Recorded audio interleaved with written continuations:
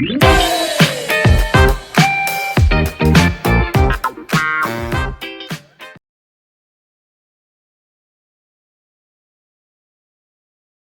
esta mañana en un club de revistas desde el 2014, pero una cosa que no tenía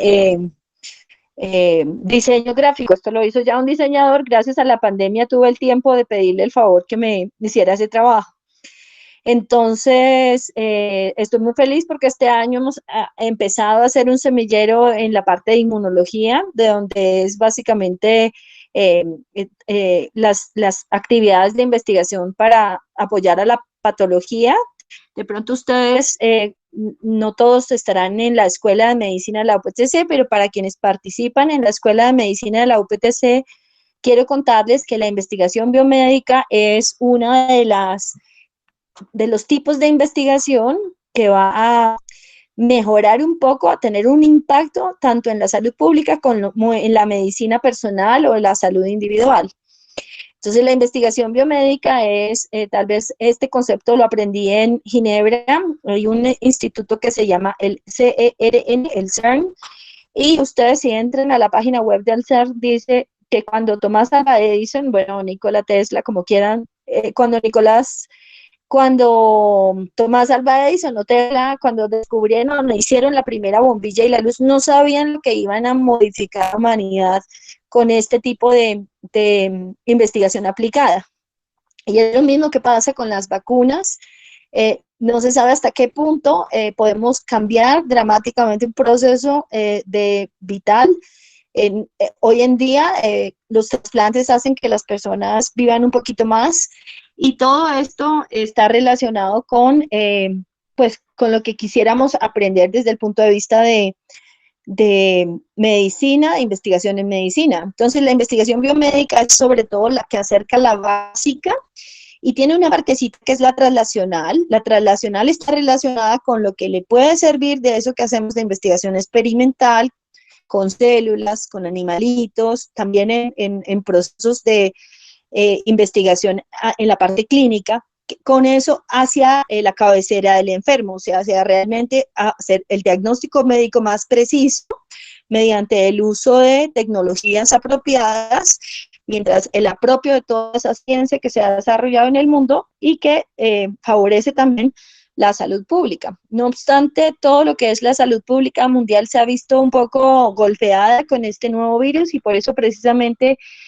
se habla o estamos en estos tipos de conversatorios donde sabemos que la humanidad no ha avanzado muchas cosas. Unas de las más importantes son la comunicación entre los seres humanos, la comunicación eficiente, asertiva, la comunicación humana, que nos diga, bueno, ¿cómo puede de verdad tener un impacto sobre la vida de las personas? Cuando yo utilizo la palabra impacto para los profesionales de ciencias humanas, siempre me miran mal, como diciendo que un impacto tiene que tener siempre una respuesta o un resultado negativo.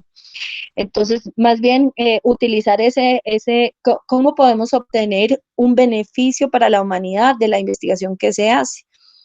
Y obviamente el grupo de investigación es de patología, porque mi formación inicial es médica cirujana, pero la especialidad médica es de patóloga. Y el patólogo es el encargado de hacer el diagnóstico no solo del cáncer, sino de la enfermedad tanto quirúrgica como de autopsia. Esta pandemia nos ha unido como gremio. Actualmente manejamos tanta información de tantas personas y nos recogemos, digamos que a grupos específicos que lo mantienen a uno tanto informado como decían ellos mismos en patología, con una infodemia, con una cantidad de información que tenemos que esperar un poco y decantarla. Por eso hice el embudo aquí para mostrarles que hay una bolita de color anaranjado que es como el Open. Allí va a entrar todos los semilleros que quieran conformarse con un profesor que los lidere, con un proyecto de investigación y que además tengan la disciplina de reunirse tanto semanalmente como en situaciones de pronto no académicas y obtengan un conocimiento significativo para nuestra vida y para nuestra profesión, así como para alimentar todo lo que es la salud pública, que no es solamente lo que maneja nuestra profesión, sino que es un trabajo de muchas disciplinas, un trabajo multidisciplinario, transdisciplinar, y que además yo creo que para todos lo que necesitamos es mejorar el desarrollo de la comunidad. Entonces está el Semillero de Investigación en Medicina Interna en Patología, que es quienes me han invitado, pero tienen un nombre que es ACEMED, creo, como grupo, no sé qué tipo de asociación también está, y que les agradezco enormemente, y vamos a hacer desde este año revitalizar el semillero de evaluación de moléculas asociadas a cáncer, y obviamente puse ahí todas las bolitas que pueda haber en este grupo, porque es como una estructura académico-administrativo que facilita los procesos de investigación de ustedes. Adicionalmente, por ser investigadores, ustedes tienen en cuenta esto tanto en su hoja de vida como en su actualización permanente. La primera frasecita estaba relacionada con más o menos algo que podemos tocar el día de hoy, que es tanto por qué se daña el pulmón por la infección viral, por qué se daña, y si se daña realmente de manera directa o de manera indirecta, o cualquier tipo de células en el cuerpo, cuáles son las características que han tenido esta pandemia, tanto desde el punto de vista epidemiológico como desde el punto de vista de la anatomía patológica, y un poquito algo sobre lo que es la respuesta a las citocinas. Pero son 2 horas, entonces yo decía, bueno, les voy a hacer estas 4 recorridos y tratar de esperar un poquito entre uno y otro con el objetivo de que tengamos tranquilidad. Sobre todo cuando uno va muy acelerado en las exposiciones, a veces también de pronto van a escuchar cortada la conferencia. Por favor, interrúmpanme, escríbanme en el chat. Pues esta fotografía de China que les quiero mostrar en la parte superior, donde está ya mi cursor, creo que se alcanza a ver, no lo sé. Es precisamente la conexión que hay con Norteamérica y China. Y entonces cuando uno ve los viajes de Marco Polo y que siempre ha existido este intercambio comercial, pues uno entiende por qué nosotros, que estamos tan alejaditos, nos podemos considerar como la periferia del planeta. Estamos aquí en verdecito.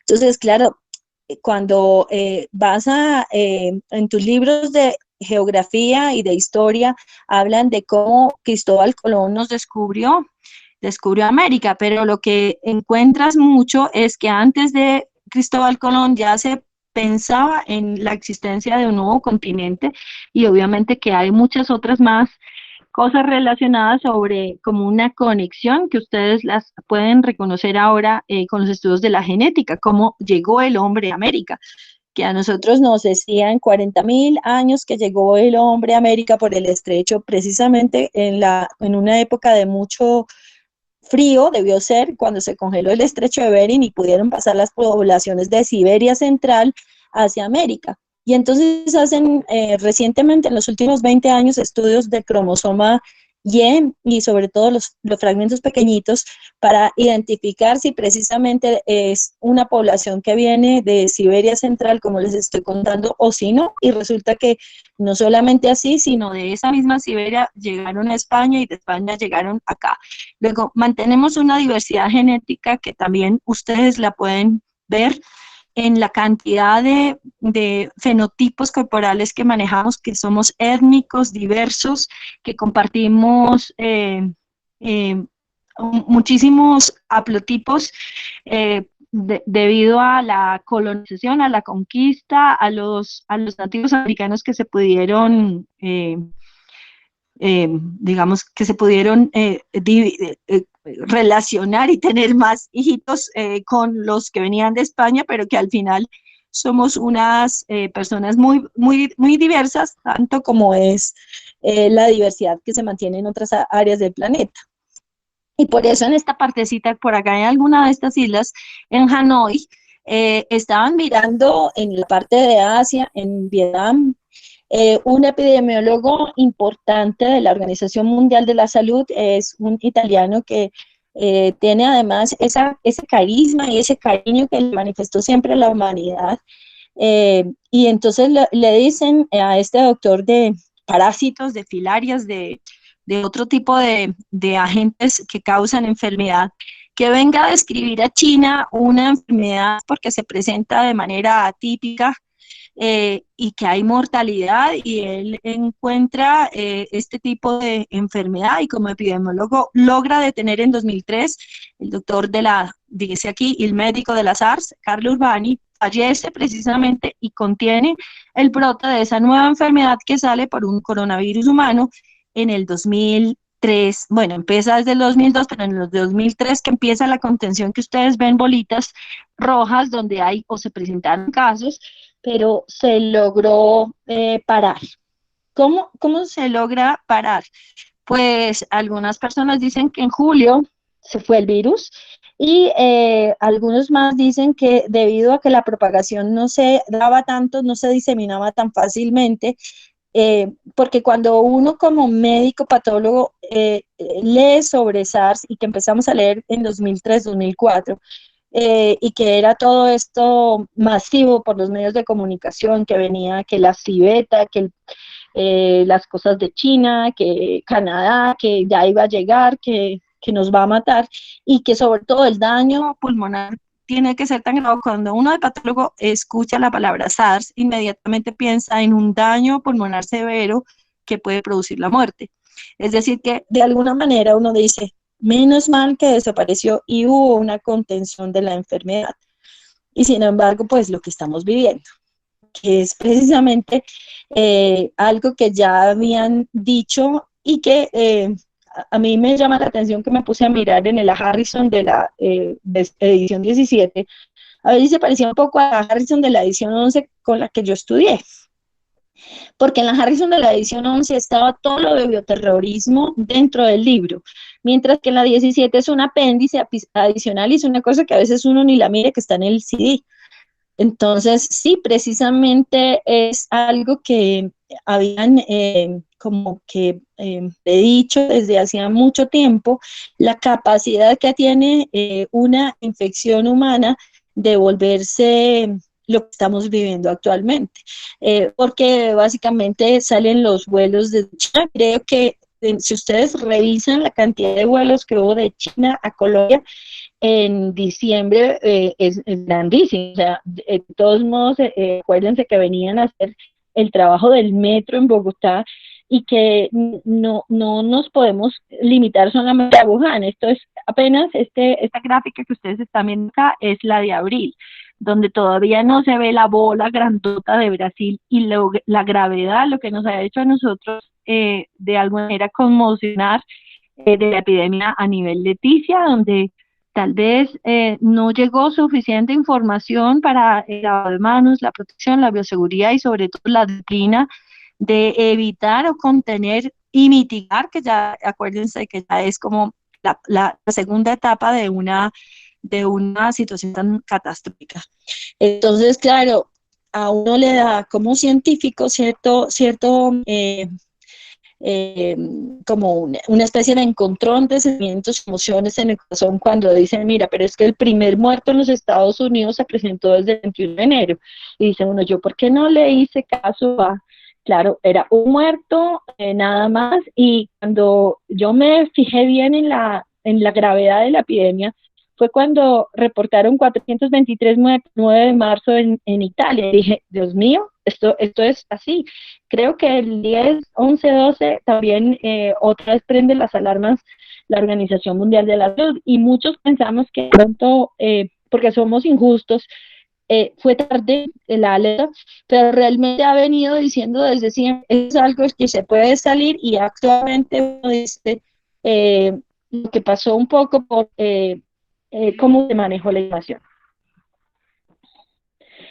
El siguiente, no sé si alcanzan a ver, y si porque espero que puedan abrir un poco. Yo no sé si se le ve la joroba. Yo creo que la joroba un poquito es a esas curvas logarítmicas que no son absolutamente exponenciales en forma de diagonal, sino que van, esta jorobita es como dejan de ser tan grandes. Si ustedes se dan cuenta, todos los países los tienen. Siempre pongo aquí los casos recuperados. En abril eran 878.000. Ahora, para el 20 de mayo, 2.067.000. O sea, de todos modos, es muy claro que cuando se trata de porcentajes, mientras que en abril hablábamos del 19% de los casos cerrados muertos, estamos hablando en mayo del 14%. O sea, cada vez más se está hablando de que eh, es menos la repercusión a nivel poblacional de la pandemia. Y sin embargo, no quisiéramos ninguno de nosotros tener este tipo de enfermedad. Esto es desde marzo, esta gráfica de Colombia en amarillo versus las demás. Si ustedes se dan cuenta, China, que es en la parte inferior de acá donde está el cursor, la gráfica que son las tres gráficas, China estaba así hasta, esto es hasta abril 11, abril 14. Entonces, todavía China que vuelve a tener una joroba y ahora la noticia del día de hoy fue, hay un rebrote con una mutación del coronavirus. Entonces, es como, vamos a hacer? Nos vamos a extinguir. La de Italia y la de Estados Unidos, que parece que explotaba, pero la nuestra, que aunque va creciendo, no es tan fuertemente, va creciendo lento, va creciendo. Esta es a 19 de mayo. Entonces, esto es lleno de datos, estos los datos de Colombia, sobre todo de casos contagiados y como la razón o la división que hay entre uno y otro caso, que se puede ver un poquito mejor aquí, donde uno dice, bueno, va creciendo, pero al comienzo de la epidemia hacía un poquito de fluctuaciones, seguramente debido al número de test que estábamos usando, y ahora se ha mantenido en esa razón de casos donde uno puede casi que prácticamente decir, es una enfermedad donde vamos a tener la misma eh, eh, frecuente tasa de infección y está en 1.04, 1.6, lo que es la razón entre los casos de un día para el día anterior. No obstante, pues obviamente va creciendo y es, digamos, la gran dificultad que tenemos de controlar esto a nivel, nos va a tocar salir. Quisiera para este punto escucharlos a todos, porque es que es lo que se hace del conocimiento y la ciencia, es un consenso. Claro, estaba pensando en el momento que no se podía controlar las condiciones ambientales en la tuberculosis, pues era prácticamente tener la misma, pero estamos hablando con 2 siglos hace 2 siglos. Luego se empiezan a modificar una cantidad de circunstancias a nivel ambiental, el agua, las excretas, como de alguna manera tanto los alimentos y el manejo de todo y también mejorar la nutrición y la alimentación de las personas empieza a crecer económicamente, empiezan a cambiar de modelo de producción y ya no, digamos, no estamos hablando de un capitalismo como el de ahora, sino es los inicios, el cambio de entre feudales y capitalistas completamente, y entonces desaparecen al comienzo del siglo pasado las enfermedades infecciosas como las estamos viendo ahora. Entonces, como que aquí quisiera detenerme un poco, ya que son 2 horas, para escucharlos a ustedes qué piensan de volver, o sea, qué piensan vamos a volver con la bioseguridad, cómo vamos a hacer, nos dejamos creer de los suecos. Podría ser, Daniel, te pregunto a ti. Pues, profe, yo considero que la situación en general política y social de Colombia requiere definitivamente el intentar retornar. Sin embargo, esto de alguna u otra forma yo lo hago y lo hablo desde el corazón porque extraño mucho mi universidad y demás, pero siento que uno no puede ser individualista y pensar en el bien colectivo mayor. Sin embargo, yo sí considero, o no sé qué tal sea esta aproximación, pero si uno de alguna u otra forma tiene contacto o sea, limítrofe con el virus, al punto que no lo contagie ni lo enferme, pero sí que de alguna u otra forma empieza a generar inmunidad.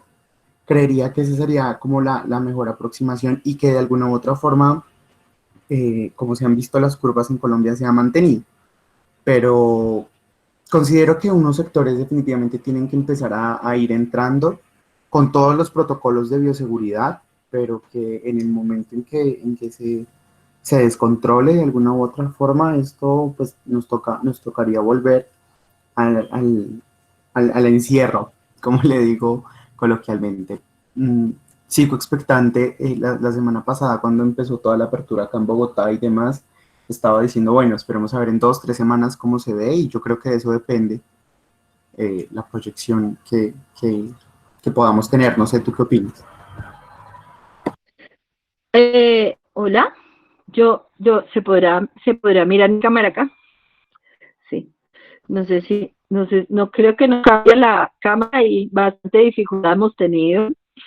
Pues no sé, porque yo pienso que todavía hay una población muy susceptible de morir, enfermar y morir.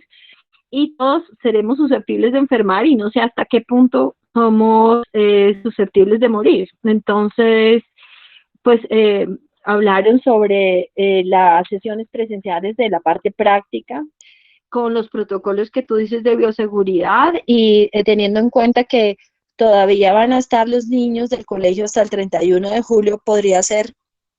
Pero sí, yo quisiera hablar a los adolescentes, porque igual en Corea se demostró que entre los 20 y los 30 años eran las personas que eran más infecciosas. No sé si alguno de ustedes quisiera participar sobre, o sea, qué tanto han cambiado sus hábitos, qué tanto ahora hablan mucho de nos vamos a lesionar la piel de tanto jabón que nos echamos, alguna cantidad de tóxicos para la piel.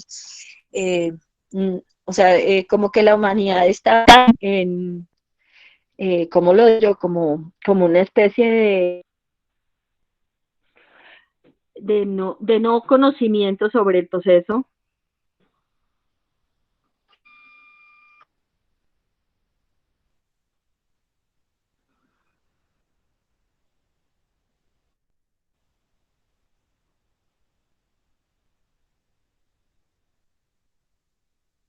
Hola.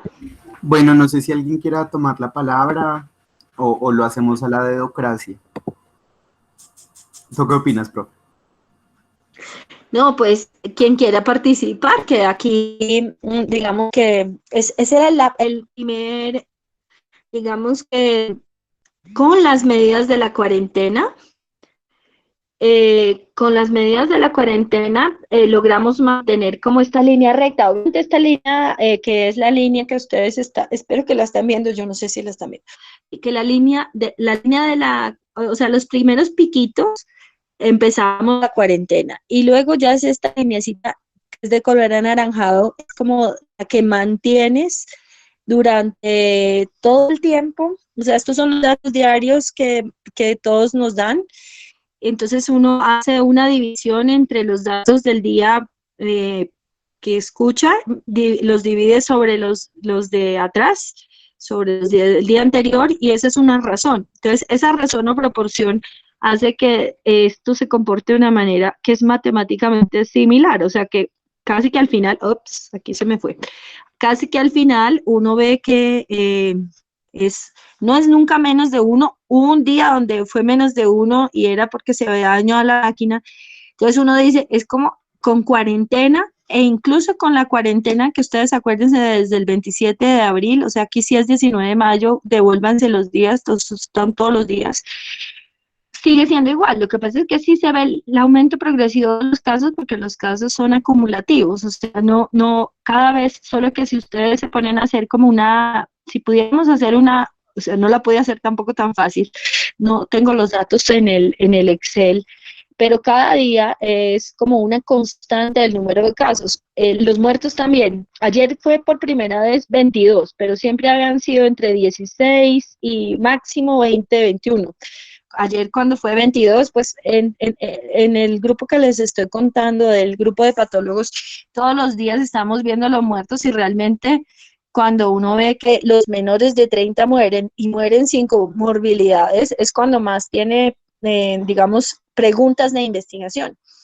Pero a partir de las condiciones de morbilidad previas o preexistentes, cuando empieza uno a ver personas de 84, 80, 78, cuando ya llega la gente de pronto de la edad de uno con comorbilidad, uno dice, pues obviamente tiene que estar relacionado con qué fue lo que sucedió, que no pudo salir de la unidad de cuidado intensivo, que no. Pero yo creo que he grabado y yo le agradezco al gobierno de mi país, o sea, independientemente de diferencias o no que pueda tener uno en cuanto a la ideología, creo que ha sido, es que no los 100.000 contagiados de Perú y los 1.600, 1.800 muertos de ayer de Brasil, o sea, uno dice, claro, es que no puedes comparar peras o peras con papayas, y Brasil es muy grande y hay muchísimas personas allí. Cuando empezó lo caótico en Estados Unidos, siempre pensamos, ¿será cuándo vamos a verlo nosotros aquí? Y allá ustedes se dan cuenta que es también por estados. Nueva York, que hay más gente que tienen hacinamiento, que están pobres, es donde hay más mortalidad, que no es lo mismo ver la mortalidad que está pasando en California o en Texas, a pesar de que hay una cosa desastrosa con los, no sé si nos sirve la reactivación económica con mucha precaución y podemos volver a presentar la parte práctica de nosotros, porque también todos extrañamos la vida normal como la conocíamos.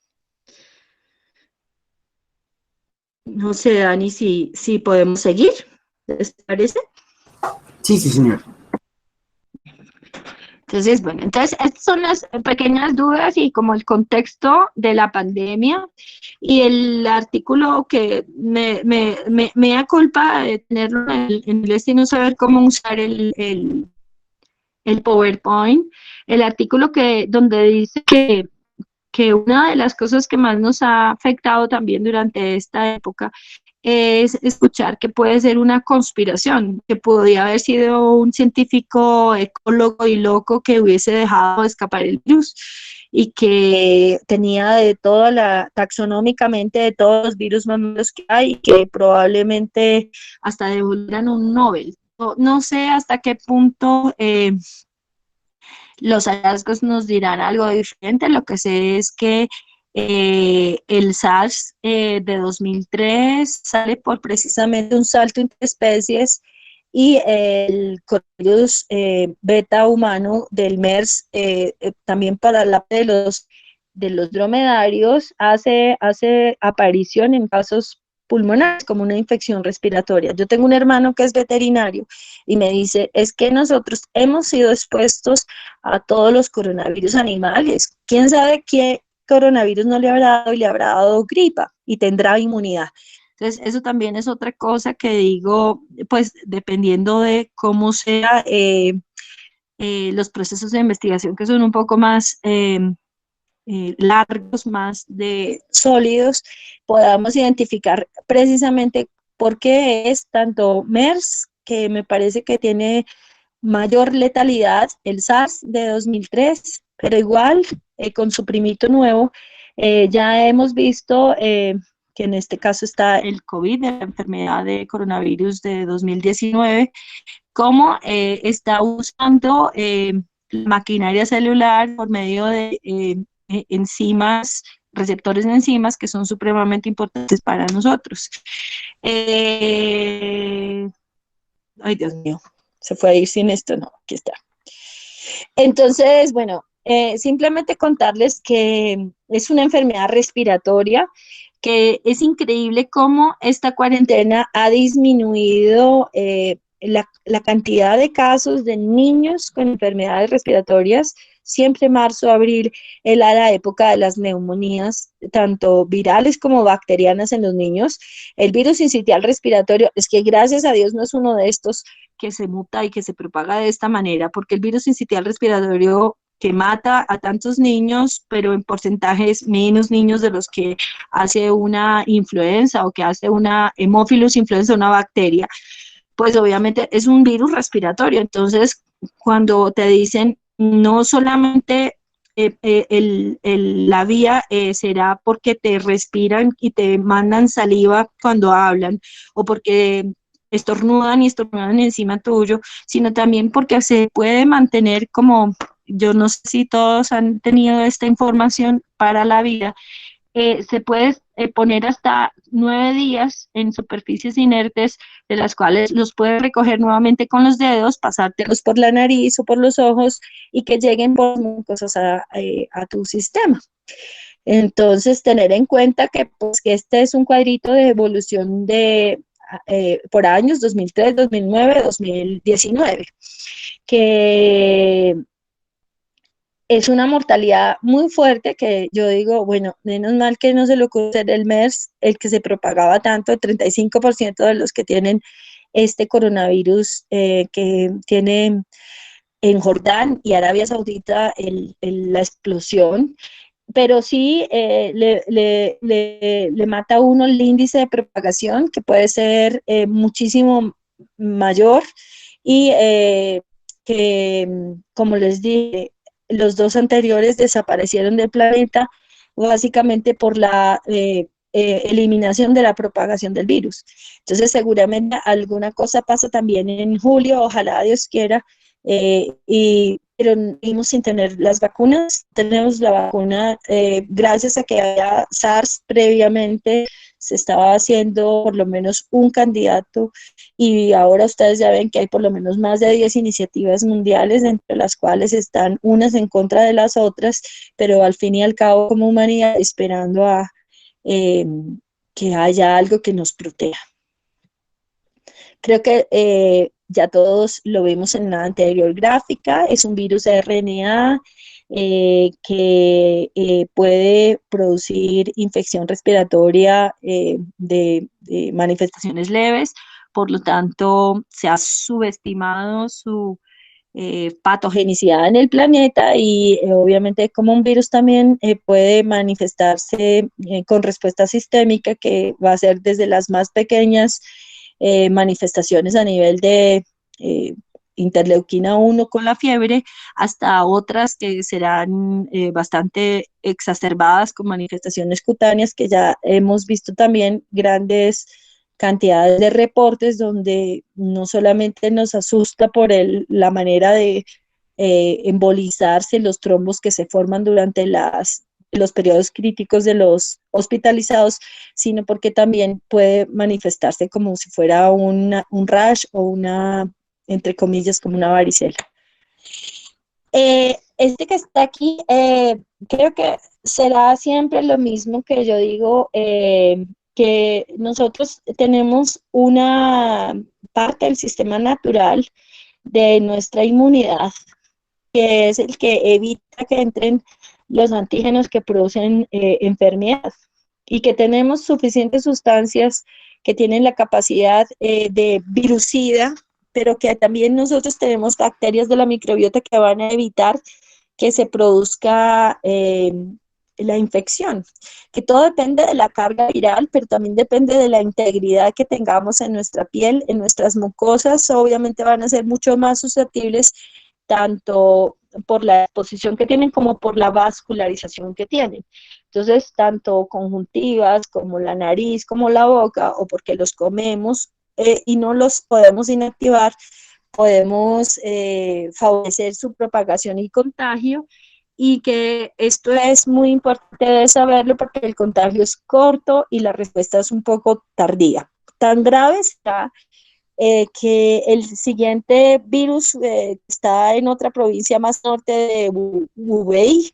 Dice que lo más malo es que puede tener hasta periodos de respuestas de 12, 14 días, que claro que hacen que entremos en más caos. Yo quiero recordar aquí que aunque tenemos elementos preformados de nuestro sistema de respuesta, que tenemos suficiente, por ejemplo, cantidad de sustancias químicas que pueden producir vasoconstricción y evitan que salga la sangre, que nos llenemos de bacterias. Las citoquinas solamente van a estar producidas si hay algo de lesión celular, o sea, si hay algo de lesión celular vamos a tener una respuesta a nivel local, como para evitar la propagación, mientras que no haya una respuesta celular, pues simplemente va a ser un terreno fácil si tenemos heridas, si tenemos, o sea, si nos va a llegar gran carga viral a las mucosas o si vamos a comernos el virus. Por eso, lo importante de la bioseguridad, lo importante de tener los filtros con polímeros o con plásticos, lo importante de tener los guantes, lo importante de saber que los guantes se convierten en un medio de contagio si permanecen con nosotros más de 15 minutos. O sea, lo mismo es tratar de mirar que no tengamos contacto, por ejemplo, en el caso de cuando estamos arreglando el mercado, con, digamos, algo que potencialmente pueda tener virus. No sé si todos tenemos ya el conocimiento de que hay unos lugares donde siempre se ha mantenido como unos niveles de suciedad que a veces que no nos estorban, entre comillas, que algunos sí, algunos no, pero por ejemplo Corabastos y las plazas de mercado que han sido cerrados básicamente porque favorece que tengamos, que seamos sucios con respecto a lo que es esta eliminación del virus. Entonces, cuando ves que los coteros que no tienen ese conocimiento se infectan, pues obviamente tienen que decirlo, es que tienen que lavarse las manos, porque además de que les vemos las manos que tienen tierra, porque tienen que trastear alimentos, pues tenemos un virus adicional, un virus respiratorio que cada gotica de nosotros va a estar, si estamos infectados, va a estar contaminando el ambiente. Y la parte de por qué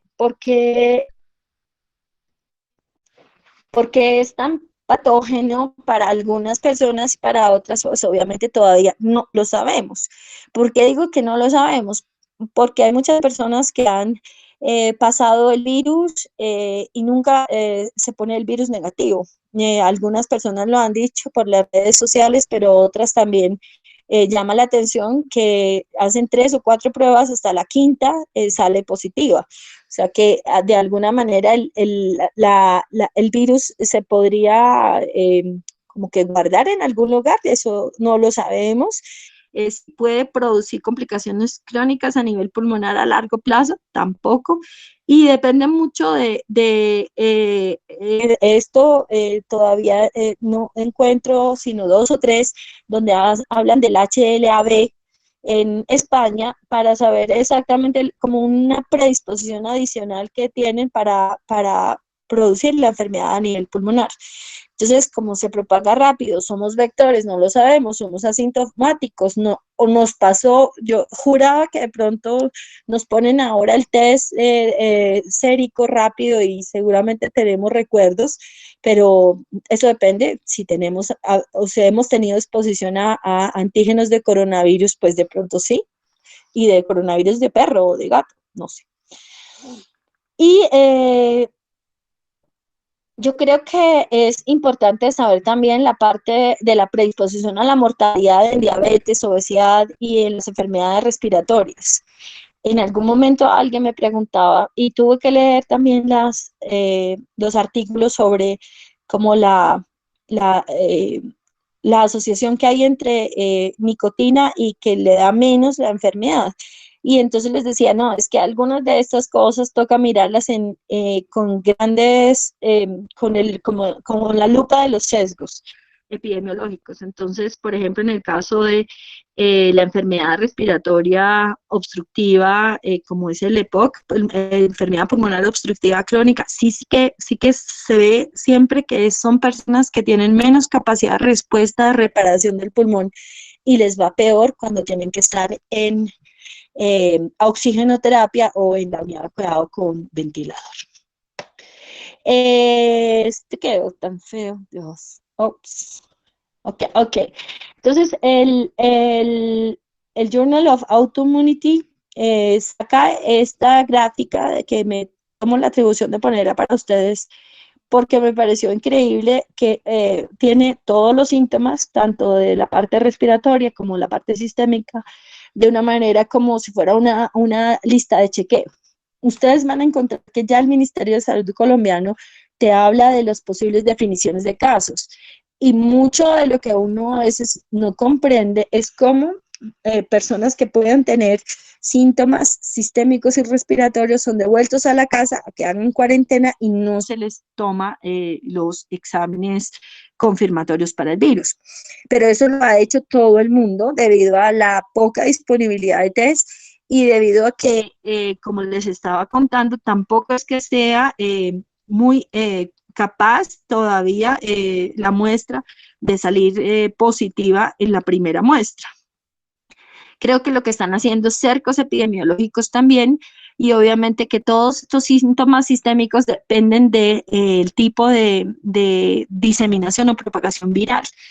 La diseminación viral, como lo han ustedes ya leído en otros lugares, y que es como que una infección respiratoria común empieza con la coriza o con la gran cantidad de estornudos como cualquier otra gripa.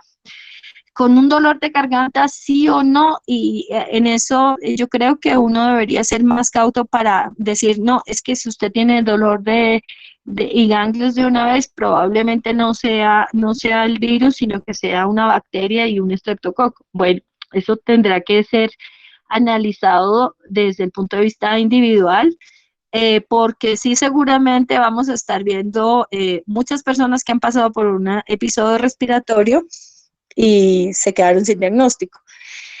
Y esta distribución así respiratoria alta y respiratoria baja es lo que hace que algunos digan los asintomáticos, o sea, los que más o menos tuvieron fiebre y tos, y los que van a complicarse. En una eliminación continua y cada vez más grave de interleuquina 1, vamos a tener fiebre, pero además de eso, la citocina hace que tengamos fatiga, que tengamos dolor de cabeza. O sea, la fiebre, la fatiga, el dolor de cabeza estaría relacionada con esa eliminación de productos de la inflamación inicial y por la diseminación del virus. Y obviamente compromiso a nivel bronquial y a nivel alveolar, pero sobre todo a nivel bronquial y nasofaringeo, que nos va a producir la coriza, la rinorrea y la tos. Entonces, como que los que están en la parte superior son los iniciales, pero ya sabemos que todos los demás están relacionados con la propagación de la inflamación, y posteriormente les voy a mostrar como unas etapas que están en uno de los artículos que han dividido 3 etapas para la infección por coronavirus SARS-CoV-2, para la enfermedad de la COVID-19. Cuando ya tenemos todo el desarrollo pulmonar de la lesión, podemos tener también, porque inicialmente se llama al SARS, en inglés se llama síndrome respiratorio agudo grave viral o neumonitis viral. O sea, inicialmente podrá ser neumonitis y luego esa neumonitis puede ser predisponente de neumonía. Y por eso también como que no es neumonía, que es una coagulación intravascular diseminada. Bueno, esto no lo es simplemente como el desarrollo el desenlace de lo que, y valga la pena en este momento decirles a ustedes que de lo que yo puedo hablar también es de lo que hemos venido leyendo de SARS-CoV, del primo, sobre la lesión endotelial, porque es de lo que más sabía. Y hasta ahora empiezan a hacerse ecobiopsias, que son las biopsias cadavéricas, porque se ha preferido, son 11 patólogos muertos ya en el mundo. No les quiero contar que hay un artículo de Medscape donde habla de por lo menos 150 profesionales médicos con especialidades, más otros más de profesionales de ciencias de la salud que han fallecido por el coronavirus. O sea, es algo que también se ha determinado. O sea, tal vez es una autopsia de muy alto riesgo para realizarla. Entonces, esto de la lesión miocárdica, por ejemplo, lo han venido mirando en Nueva York sobre la miocarditis, porque tal vez también depende de la diseminación o la propagación que se hace a través de los filetes nerviosos y a través de otro tipo de células. Todo, la respuesta, por ejemplo, a nivel del síndrome de dificultad respiratoria del adulto o del o el síndrome de distrés respiratorio agudo, el síndrome agudo de tipo viral, todo eso va a producir la hipoxemia grave que va a dañar todos los órganos, porque muchas personas han hablado de que tal vez no está en esta grafiquita de la insuficiencia renal aguda, del daño tubular agudo, de la lesión de necrosis que produce que también entren en una disfunción multiorgánica. Y obviamente que cuando estamos en hipoxemia y tenemos todos los alvéolos que no vamos a poder respirar bien, vamos a tener disnea y la respuesta inmunitaria que tal vez la vieron ayer sobre la linfopenia. Luego la hablaré. Entonces, esta parte que les estaba contando es cómo se presenta un paciente que pueda tener COVID. Entonces ya tengo una idea de que hay una persona que tiene toda esa serie de síntomas y signos y está relacionado, por ejemplo, con una noción de contagio y tiene una noción de contagio positivo, o sea, tuvo la exposición a alguien que tenía coronavirus, entonces yo tengo que hacer una primera medida. Esto lo hemos hecho por telemedicina también, el preguntar, al comienzo de las crisis acá se preguntaba cómo está respirando, cómo la respiración, si tenía o no tenía que ver con que fuera una infección respiratoria alta y que pudiera ser manejada en la casa. Sin embargo, ya para esta época, y eso es lo crítico en el mundo, ya todo el mundo cree que lo que tiene es COVID. Entonces, por eso digo, ya en la parte de urgencias se tiene que mirar si tiene que hacerse un soporte respiratorio esta es la HFNC, es la cánula, o si por el contrario tienes que hacer una presión de final de expiración para evitar que no se cierre el alveolo. Y la intubación tiene una mortalidad, hasta ahora en este mismo está la referencia, digamos que hay pacientes que deberían saber que si son intubados, hay un estudio de los pacientes críticos intubados, el 19 morían de los 21 intubados, entonces, y que la letalidad depende de la predisposición mórbida. Luego, es más importante para nosotros, creo que en medicina, el identificar los casos de manera temprana, que era lo que yo les decía hace un ratito, identificar esas 3 etapas donde está el paciente y que pues que en este punto están desde el punto de vista del patólogo, desde el que de los tejidos y que pueden de pronto ser desde el punto de vista clínica solapados.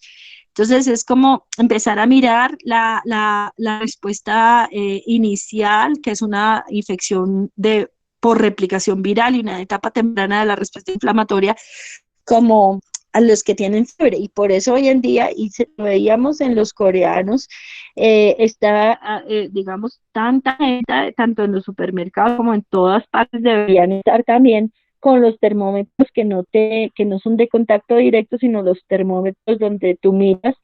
Y es más, creo que Colombia ha invertido en drones también para mirar donde hay más actividad humana y donde hay más temperatura corporal, porque donde hay fiebre probablemente esté hasta ahora empezando la infección temprana. Mientras que cuando ya hay un poco más de disnea, está pues, la diseminación a nivel pulmonar. El compromiso puede llegar a ser en Nueva York, decían algunos médicos, nunca lo había visto, esto es más como un mal de altura, un mal de montaña, por el edema pulmonar tan grave del cual el paciente se va a salvar. O sea, el tener una posición prona y que el paciente cambie de estar en decúbito supino por estar en decúbito prono y con los pies elevados para que mejore la presión a nivel torácico, pues va a hacer que el paciente mejore el líquido. Valga la pena decir en este momento que todavía no podemos saber claramente cuáles otros más mecanismos tenemos que activan esa edema alveolar. O sea, a veces nos queda fácil entender por la disfunción cardíaca, el edema, sobre todo del lado izquierdo, la disfunción cardíaca ventricular izquierda para el edema pulmonar, y así lo entendemos, queda la presión hidrostática, la aurícula izquierda que no hace bien la función de chupar todo ese líquido pulmonar, pero vale la pena y decir, eso es de esas cosas que uno dice, bueno, ¿qué más otras cosas hay para que mantengan o no, por ejemplo, el uso de estos de todos los medicamentos que sirven para diuréticos, los que son para el edema pulmonar, ¿qué tanto podrían servir si mi paciente está en este momento en una época donde hay bastante producción de radicales libres y al final como una especie de deshidratación a nivel de las células? Y luego pasa la fase sistémica, que es un síndrome inflamatorio de respuesta sistémica, que pues lo hemos explorado como lo más malo que hay. Entonces, esta era la otra parte. Creo que esto es simplemente recordarles las gráficas del artículo que yo les puedo pasar ahora 2 PDFs al grupo de organizadores de la charla para que ustedes lean las bibliografías, porque en esta estaba como la parte de la diarrea, como mirarla dentro de la parte clínica, porque casi que no sabemos ni cómo es. O sea, de todos modos preguntar a alguien que ha tenido tos, alguien que ha tenido diarrea, alguien que ha tenido dolor de cabeza, probablemente pasó por una etapa leve de respuesta viral y su sistema inmunitario fue bueno. Luego modificó o no esta parte de la linfopenia, de pronto volvió a reactivar su sistema inmunitario y ya no está como para pasar a la siguiente fase. Y eso es lo que deberíamos mirar, por ejemplo, el dímero D y el tiempo de protrombina siempre han sido miradas para ver si hay o no el riesgo de pasar a una etapa séptica. Y obviamente cuando tenemos una elevación de la deshidrogenasa láctica a nivel hepático es porque hay algo que está produciendo inflamación. Entonces, digamos, mediadores que son biomarcadores elevados los que nos pueden ayudar a pronosticar.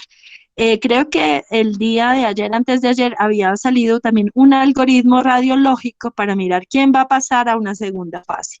La asfixia y la disminución de la respiración con asfixia, que es lo que hace que el paciente pues consulte más grave, es la que junto con las anormalidades que están ustedes identificando en la diapositiva, la que hace que miramos, bueno, aquí va un poco más mal, vamos a mirar qué hacemos porque el problema de la recuperación del oxígeno en estos casos es que tenemos que usar fracciones de oxígeno inspiradas de oxígeno muy altas y de pronto no tenemos pulmón para que pueda mejorar esos niveles. Aquí es una razón entre la presión arterial de oxígeno y la fracción inspirada de oxígeno. Entonces, hay que mirar esto desde el punto de vista de, bueno, ¿cómo hacemos? ¿En qué momento se va a utilizar los medicamentos que hasta ahora están disponibles? Tal vez en este momento es donde se debería usar un poco más los antivirales, pero es precisamente aquí donde el riesgo de usar antiinflamatorios es grande.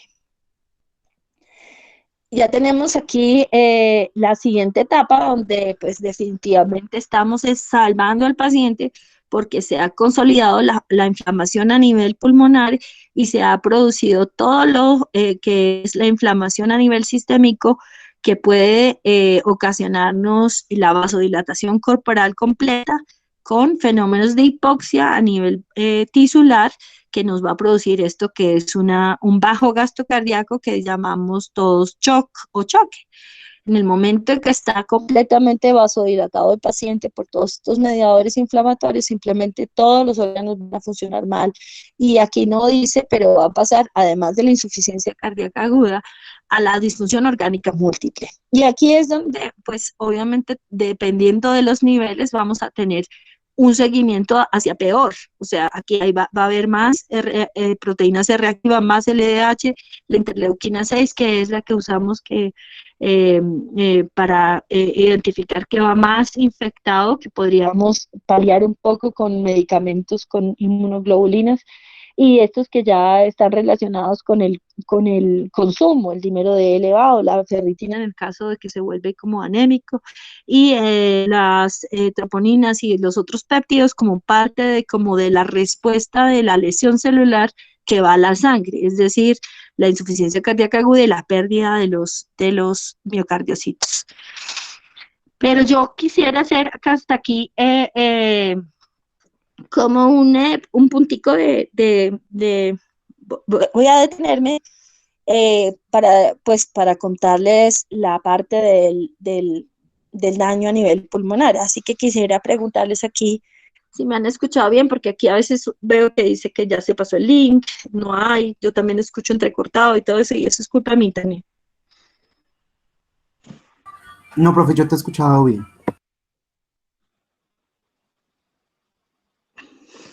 Y hasta aquí, de la parte sistémica, pues de la parte sistémica, eso es, digamos que, como el final. Yo quisiera explorar un poco más. Eh, Hay un libro especial en patología, es de la doctora Elena Kazankakis, que habla sobre el daño viral, pero el daño viral del SARS del 2003. Por eso el patrón que les quiero hablar es de por qué se llama SARS. Entonces, el patrón de daño viral es un patrón que tal vez quisiéramos aprender. Tal vez es algo muy negativo pensar que estamos empezando a ver que nos podemos infectar y nos podemos morir y entonces no podemos sacar muchas más muestras a nivel pulmonar, pero que definitivamente nos ayudan a tener otro tipo de patrones de respuesta pulmonar al daño. Porque principalmente es el virus, lo que hace es lo que estamos viendo en la diapositiva, esas 5 lesiones, pero todas son como juntas y como tienen una secuencia en el tiempo. Entonces, algunas veces vemos que el edema pulmonar sale, la gente, digamos, tiene un edema pulmonar agudo y sale la gente, se puede comportar hasta como una síndrome agudo coronario y sale la gente con oxígeno. Y precisamente es lo que ha pasado acá también. Hay personas como, no sé si vieron la evolución de Boris Johnson. Boris Johnson fue a unidad de cuidado intensivo, pero no fue a unidad de cuidado intensivo a saludar, no, fue a que le pusieran oxígeno por cánula y que tuviera suficiente cantidad de oxígeno para mejorar y de alguna manera su tratamiento con antivirales hizo que no progresara la enfermedad. Muy diferente a muchas personas que de una han hecho el edema más leve seguramente y ya llegan en una etapa de necrosis alveolar tan grave con membranas hialinas que fallecen. Entonces, todo en estas etapas que son morfológicas, a veces no tenemos muy buena correlación con la clínica y la paraclínica. Probablemente sí, como les estaba contando, con los softwares de ayuda para la gran cantidad de radiología o radiografías que se hagan.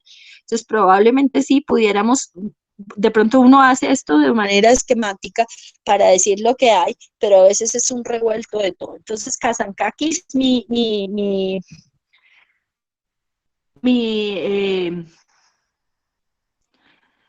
bibliografía, y aquí les quiero mostrar un poco, estas son unas radiografías de una web de COVID.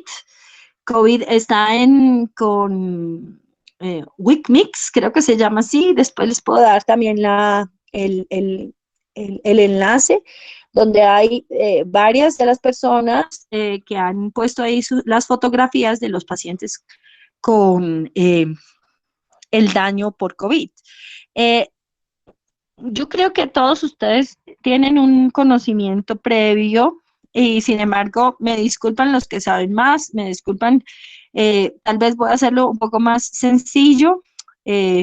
Quisiera mostrarles estos dibujitos porque es un esquema que utilizamos en fisiología o en patología para explicar cómo es la unión entre un epitelio alveolar, el neumocito, que tiene la función de membrana alveolocapilar con el capilar, pero realmente, como lo vemos en los tejidos, es como está en donde tengo la flechita. sea, todo lo que está en esos espacios blancos son luces alveolares y todo lo que se ven como rayitas son tabiques alveolares, los cuales a veces podemos dañar, por ejemplo, con el uso del cigarrillo. El cigarrillo lo que hace es romper esos tabiques alveolares y formar espacios muy huecos. Aquí se me fue la imagen. Entonces, entonces aquí, por ejemplo, hay espacios alveolares y hay tabiques alveolares y está prácticamente normal. Este pulmón tiene unos microtrombos que se ven aquí en los pequeños capilares y esos microtrombos pues hicieron parte de lo que falleció este paciente porque es una muestra de autopsia. Entonces, como que un poquito correlacionar que aquí hay algo normal, pero es un paciente que falleció. Entonces, este es un esquema donde el alveolo recoge el oxígeno gracias a un gradiente de presiones, donde básicamente hacemos cero consumo de ATP. Esto es una difusión pasiva. El oxígeno que viene, obviamente volátil, es un gas. El oxígeno que viene en un 21% de contenido, acuérdense que tenemos una fracción de 21% en el aire, el resto es nitrógeno. Él va a difundirse por esa membrana o esa bicapa lipídica del neumocito y se va a llegar al capilar. Y ahí va a coger en el eritrocito, que lo pusimos acá, en la hemoglobina, 4 moléculas de oxígeno por cada molécula de hemoglobina. En el eritrocito también viene en su membrana citoplasmática un sistema de buffer, donde viene digamos, un compuesto líquido que se convierte en gas, que es el HCO3, el bicarbonato, que va a ir también a nivel renal, pero en este caso aquí HCO3, el ácido carbónico, va a venir a este nivel y se va a convertir en CO2 volátil, más estas gotitas son de agua. Por eso cuando respiramos, cuando está haciendo mucho frío y respiramos, salen como gotitas en nuestro aliento, porque es precisamente el agua y el calor que se da en convertir un ácido en un gas y agua, H2O sería lo que, sino que ahí puse fue 2 gotitas. Entonces, esta membrana alveolo capilar está compuesta por este neumocito tipo 1 y por ese endotelio capilar. Ya se sabe también que es precisamente estas células, el neumocito de tipo 2, más en SARS-CoV, y el neumocito de tipo 1, en este nuevo COVID, el MERS también, o sea, es que definitivamente no saben, y células bronquiales, donde hay la propagación viral. Pero es precisamente en este lugar donde empieza a ver la dificultad que tenemos para entender el daño, por ejemplo, en el caso del edema pulmonar. En las radiografías estamos viendo un poco en la primera algo de pulmón normal, algo de edema, pero en la tercera ya completamente el edema alveolar que se ve que no corresponde para nada a ninguna gráfica de acá.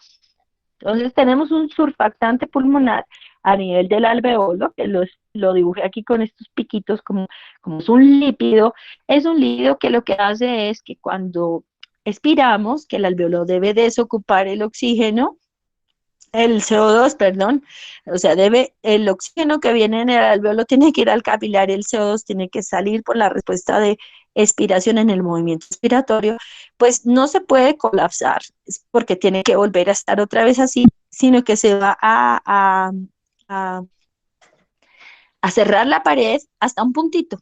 El puntico que otra vez cuando inhalamos vuelve otra vez el oxígeno y el alveolo va a estar otra vez abierto. Entonces, todo esto es usual. Normalmente usamos las bases de los pulmones, la parte apical de los pulmones la mantenemos de pronto cerradita un poco, porque depende de lo que sea nuestra capacidad vital y lo que necesitemos de oxigenar. Normalmente esas ápices, por eso en la posición prona, no van a estar así por como estamos, digamos, o acostados o parados. Por eso la posición prona y por eso el levantar la cola de los pacientes que es prono y además como si la cabeza estuviera abajo, pues va a aumentar, va a favorecer que esas zonas que siempre van a estar pobremente ventiladas y que no tienen esto se llama perfusión, una perfusión idónea, pues sean ventiladas y se puedan perfurar y que ahí esté ese espacio muerto fisiológico que tenemos normalmente en el pulmón para que favorezca la normalización del oxígeno en el cuerpo, que haya normoxemia y los alvéolos dañados se puedan recuperar gracias digamos, a que no tienen más lesión o daño. Porque precisamente aquí, cuando hay el daño por la propagación viral de la pared del neumocito, del bronquio, de la pared del endotelio del capilar pulmonar, entonces vamos a tener un daño de la microvasculatura y un daño, un porito o una lesión a nivel del alveolo que nos va a hacer que el alveolo se colapse o que nos va a hacer que todo el líquido que viene acá pase inmediatamente al alveolo como si fuera, por incremento de la permeabilidad vascular, un tercer lugar, un tercer espacio donde hay agua.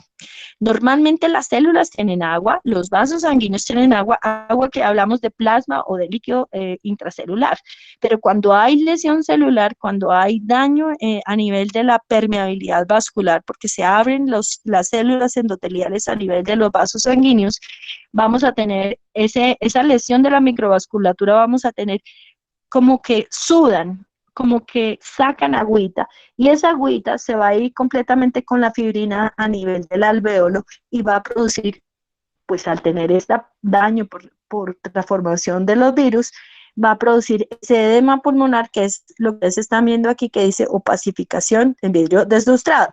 Y es lo mismo que hablamos clínicamente de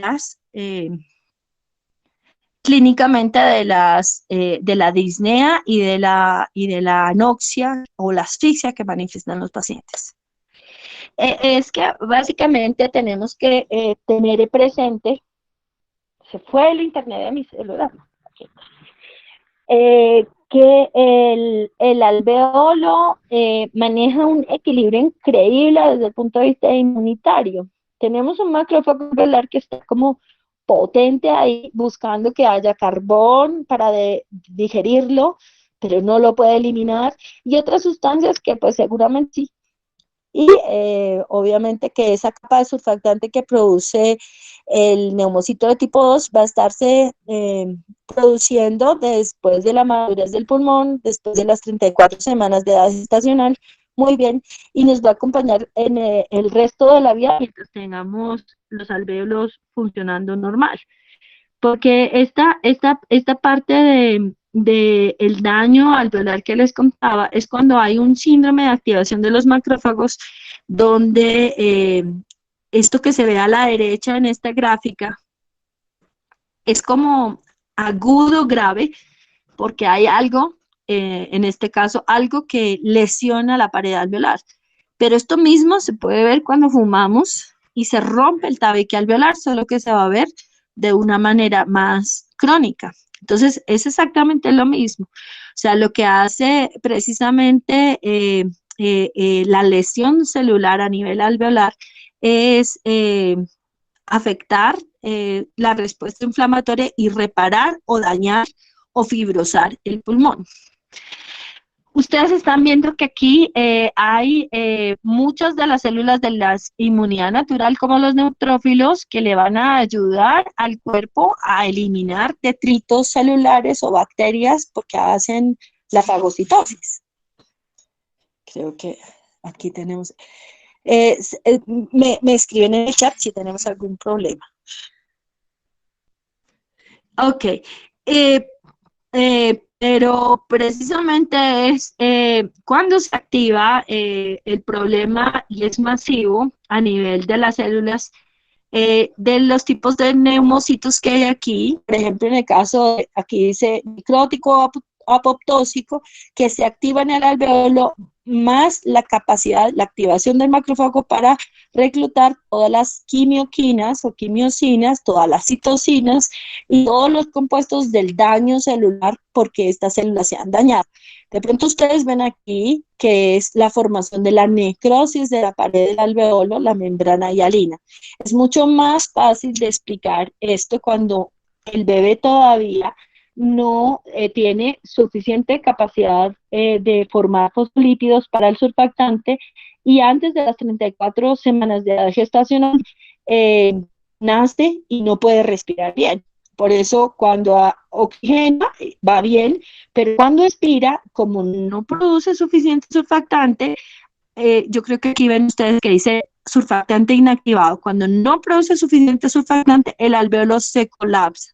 Y al colapsarse, simplemente en el movimiento inspiratorio no se vuelve a abrir, no se vuelve a llenar de oxígeno, y no tener oxígeno en una célula, la célula entra en daño celular. Sin oxígeno, sin ATP, la célula básicamente se hincha.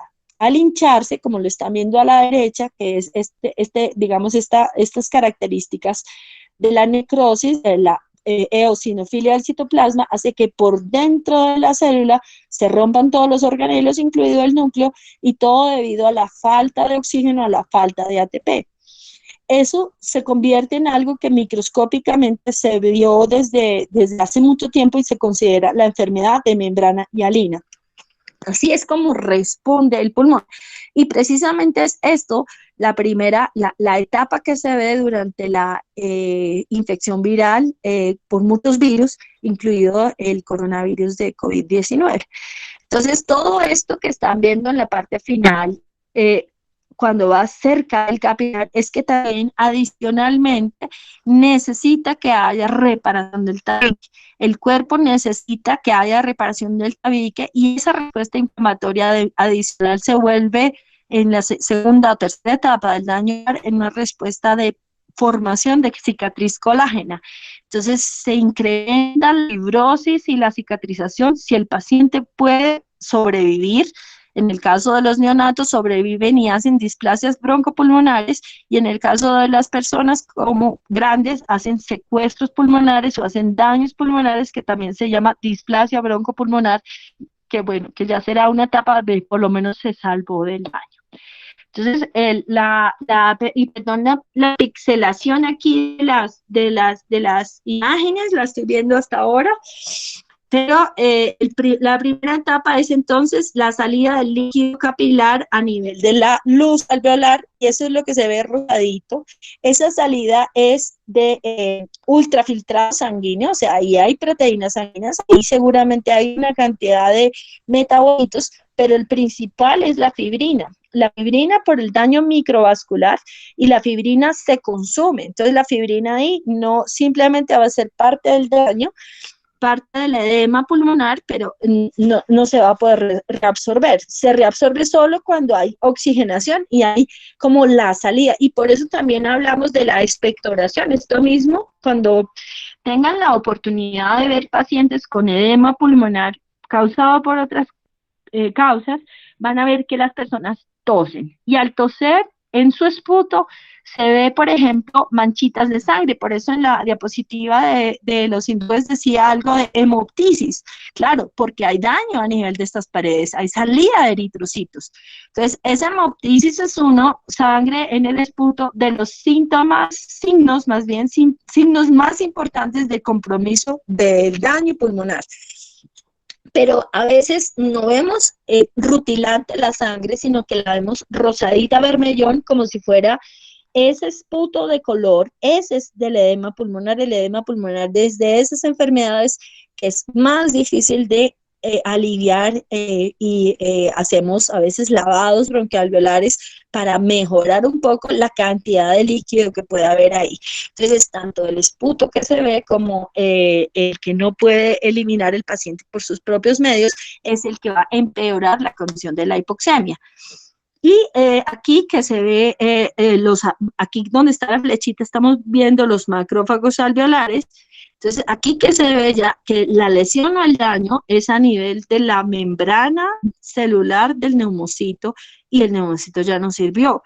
Y eso es lo que considera uno que es lo grave de la membrana hialina. La membrana hialina, entonces, se tendrá que resolver mediante un proceso de fagocitosis de células inflamatorias.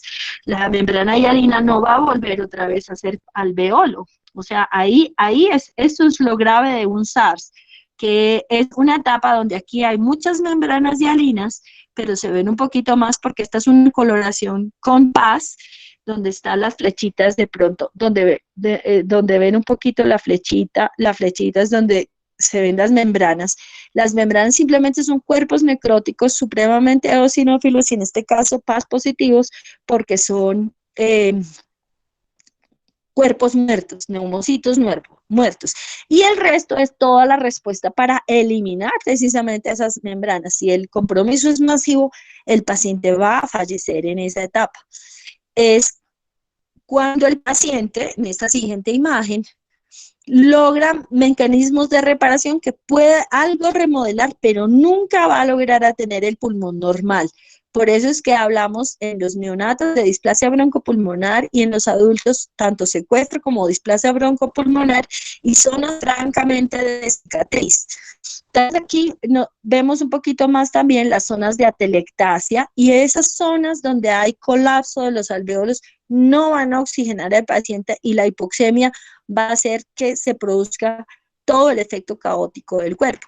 Pero adicionalmente, lo que hace este virus es también estimular porque se produce una infección sobre el sistema de renina, angiotensina, aldosterona, un desequilibrio a nivel de la vasoconstricción y va a producir también más los fenómenos de consumo de la coagulación.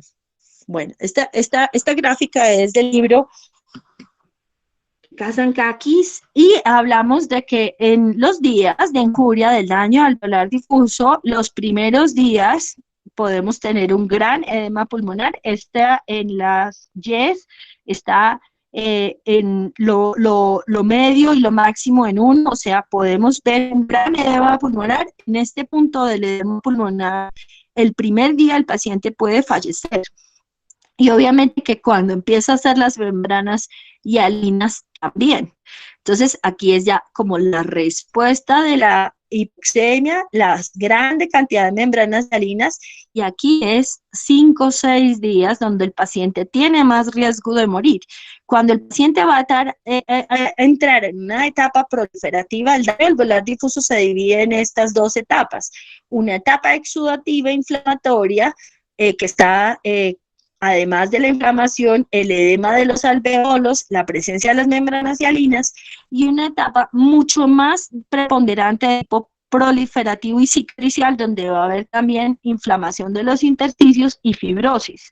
Entonces, cuando ya superas los 7 días, por ejemplo, algunos medicamentos causan este daño alveolar difuso, pero lo hacen a nivel focal. Entonces, el paciente hace un nódulo cicatrizal después de 8 días y se mejoró, pero obviamente que también tiene el riesgo de tener una persona que fallece a los 14 días de estar en unidad de cuidado intensivo porque la membrana hialina no se ve tanto en la muestra, digamos, del pulmón de estas personas, pero hay muchísima fibrosis y muchísima inflamación.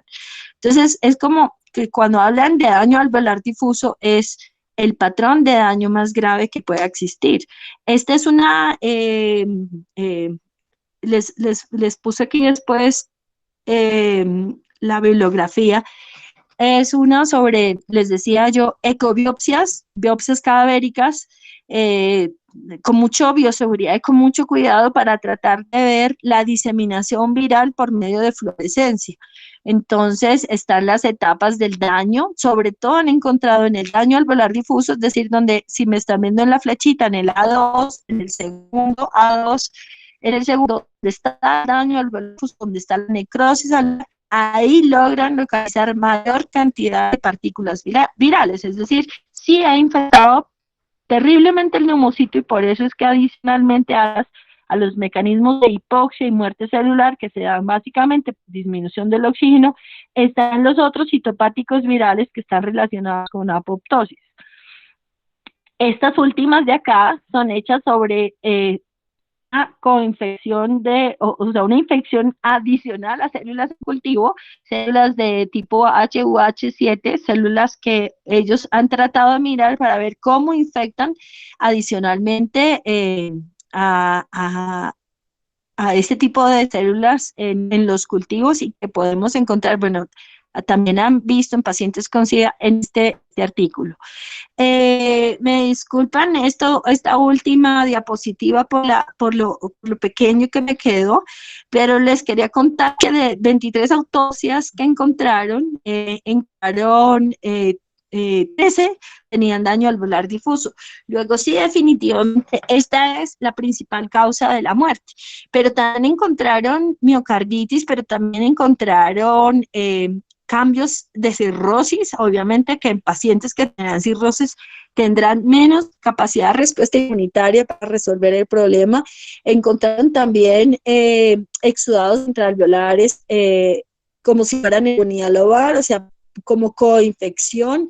Encontraron que había trombosis a nivel de riñón, hígado, pulmón, y digamos que eso favorece un poco como la parte de, es una sepsis viral. Precisamente esto lo que deben encontrar un poquito más en la literatura, de mirar qué tanto de verdad induce la muerte por apoptosis en las células en las que infecta, o qué tanto es la acción de los linfocitos T, CD8 y de las natural killers sobre las células infectadas transformadas como parte de, digamos, de la eliminación de estas células de los tejidos para perpetuar esta respuesta inflamatoria. Y luego, pues obviamente que va a ser la denominada tormenta de citoquinas, la que nos va a llevar por las vías más terribles dentro de este síndrome inflamatorio de respuesta sistémica, y va a producir entonces esos fenómenos microvasculares de microtrombosis, y al hacer esa microtrombosis, porque hay elementos inflamatorios circulantes en respuesta al virus, van entonces a todos los vasos pequeñitos, van a producirnos esos efectos de microinfarto y microhemorragias que se ven. En la piel se ven, por ejemplo, las microhemorragias, y es algo muy interesante, digamos que logra uno tanto como la disgeusia y la anosmia para identificar en personas que no se les ha visto previamente el gran compromiso de los órganos, sino órganos tan grandes como la piel, que también pueden manifestar la enfermedad, la severidad de la enfermedad.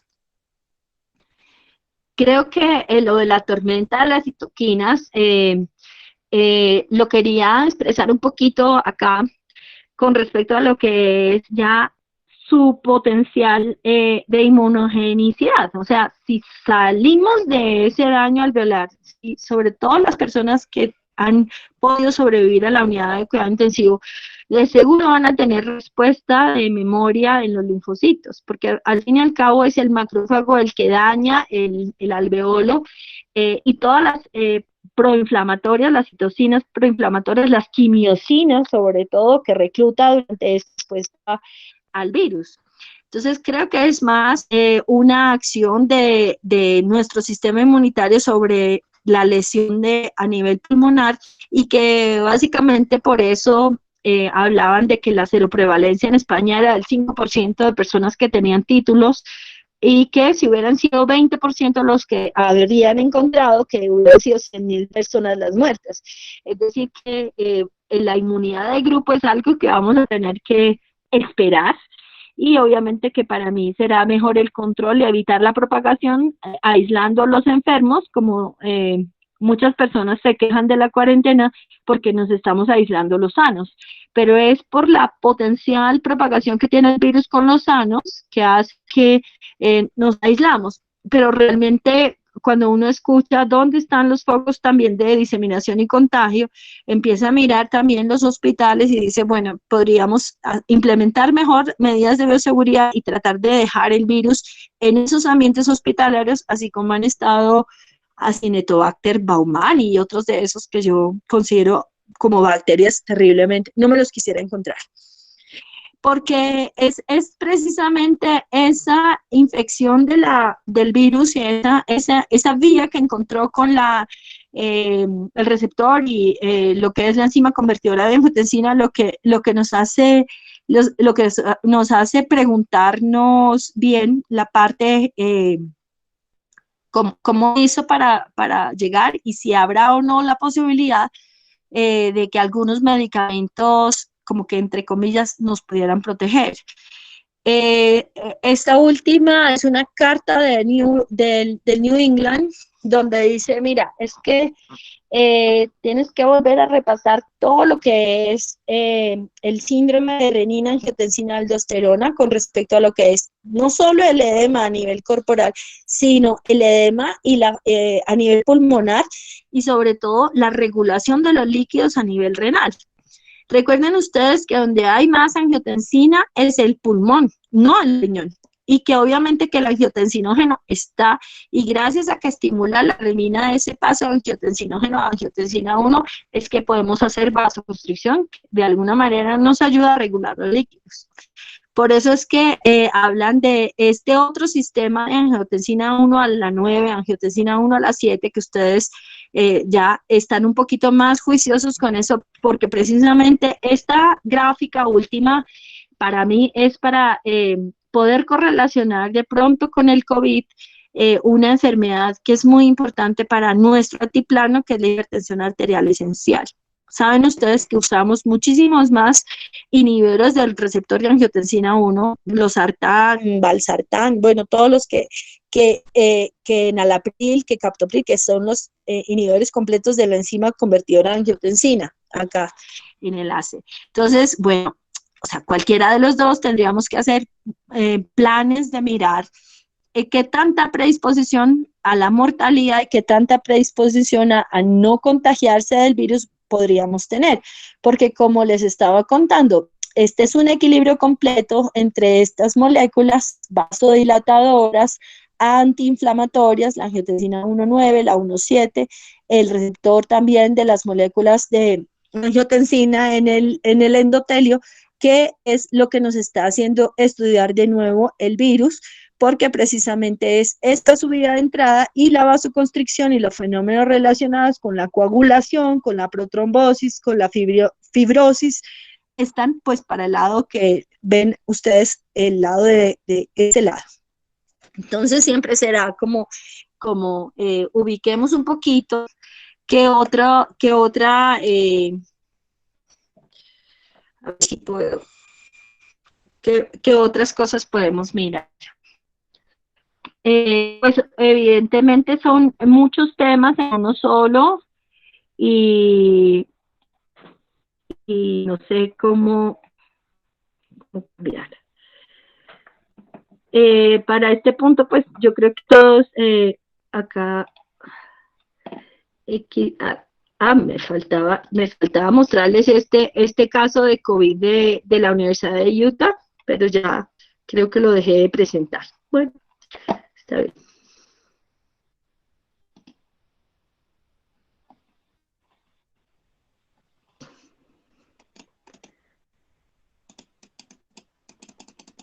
Me da vergüenza con ustedes, pero creo que no tengo conexión del otro lado.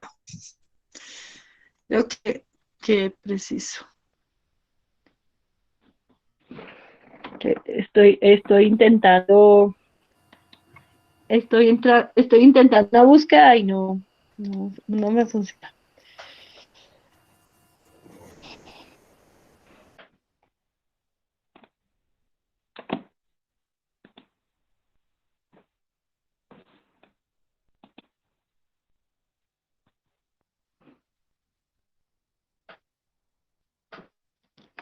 Hola. Ahí seguimos viendo tu pantalla, profe. Sí, yo no puedo ver. Todo ese ruido es de mi computador, qué vergüenza. No te preocupes. Sí, ahí seguimos viendo tu pantalla. ¿Siguen viendo mi pantalla? Sí, señor. Es que no puedo. Creo que me tengo que desunir.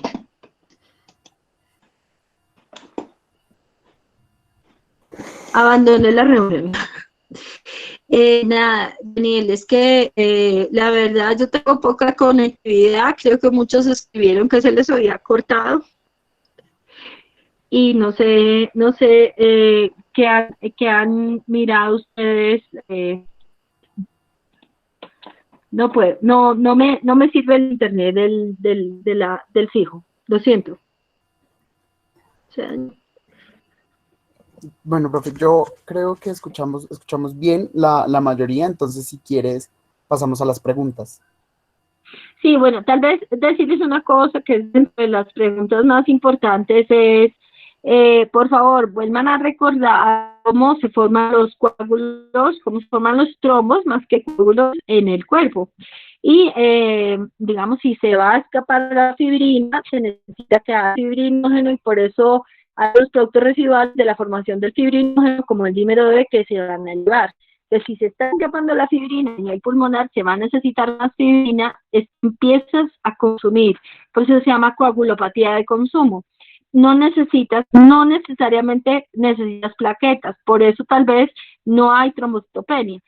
Y como yo tuve la oportunidad de asistir ayer a la charla de la doctora Angélica Betancourt, les quería decir, bueno, igual, por ejemplo, esta parte de la linfopenia, o sea, el mirar que es precisamente como el compromiso de todo este sistema antiviral que lo hacen dos, sobre todo linfocitos TCD8 positivos y linfocitos natural killer, que hacen toda esa eliminación de los virus porque lo hacen a través de las células transformadas virus.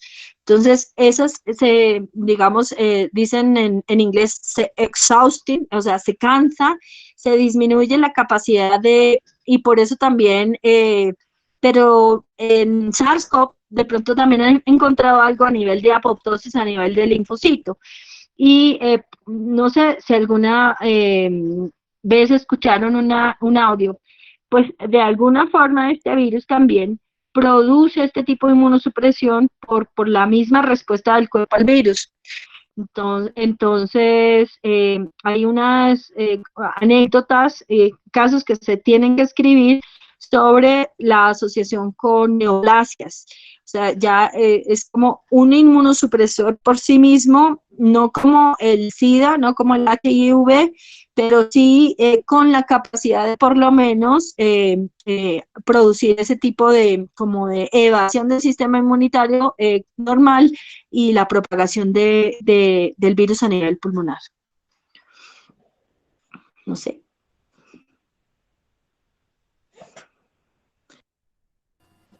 Vale, profe, muchísimas gracias. Ay, se me cortó.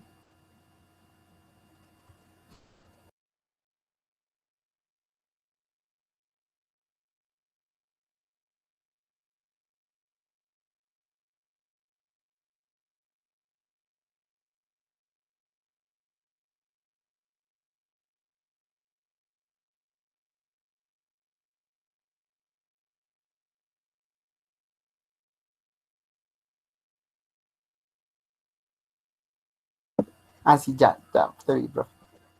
No, no te escuchamos, profe.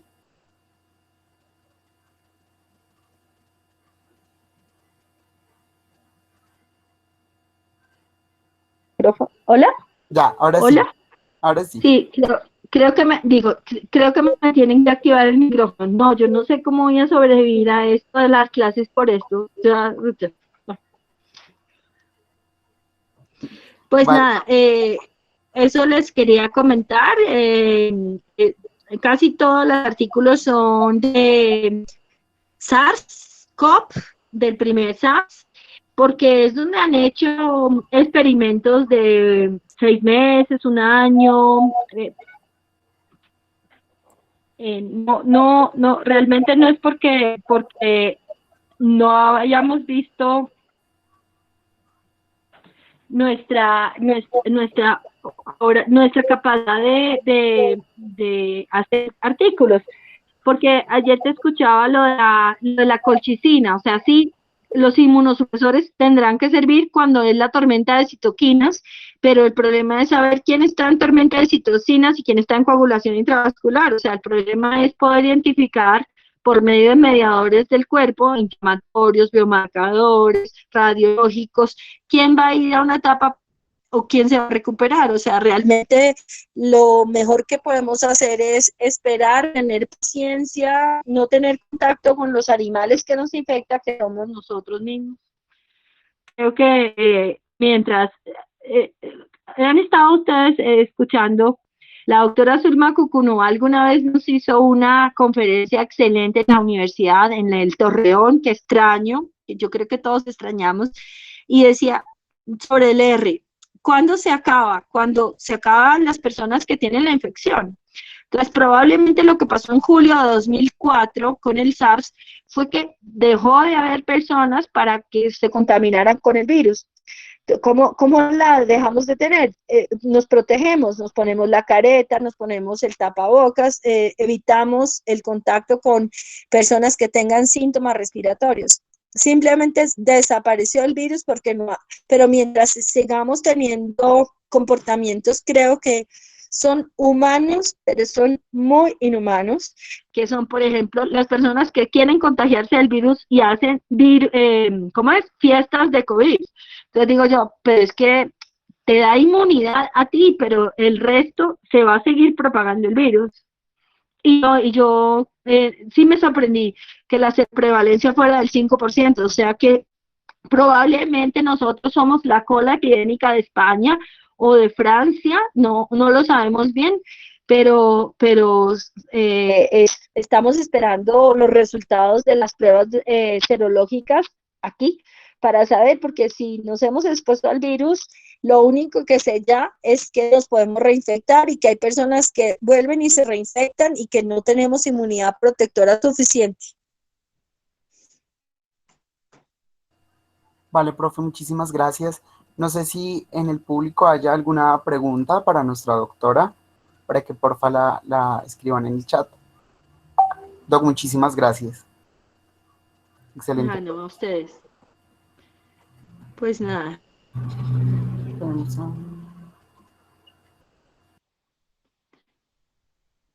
No, que pues creo que ya son las 11 para todos los demás. Pues les agradezco mucho la invitación.